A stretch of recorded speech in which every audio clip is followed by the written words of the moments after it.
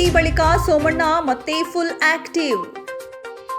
ತುಮಕೂರಿನಲ್ಲಿ ಮತ್ತೆ ಕಾಣಿಸಿಕೊಂಡ ಮಾಜಿ ಸಚಿವ ವಿ ಸೋಮಣ್ಣ. ಮಾಜಿ ಸಚಿವ ಜೆಸಿ ಮಧುಸ್ವಾಮಿ ನಾನು ಲೋಕಸಭೆಯ ಪ್ರಬಲ ಆಕಾಂಕ್ಷಿ ಹೇಳಿಕೆ ಬೆನ್ನಲ್ಲೇ ಸೋಮಣ್ಣ ಫುಲ್ ಆಕ್ಟಿವ್. ಮಧುಸ್ವಾಮಿ ಹೇಳಿಕೆಗೆ ಡೋಂಟ್ ಕೇರ್ ಸಂದೇಶ ರವಾನಿಸಿದ್ರ ವಿ ಸೋಮಣ್ಣ. ತಡರಾತ್ರಿ ತುಮಕೂರಿನ ಕುಂಚಿಟಿಗ ಸಮುದಾಯ ಭವನ ಮದುವೆ ಸಮಾರಂಭದಲ್ಲಿ ಭಾಗಿ.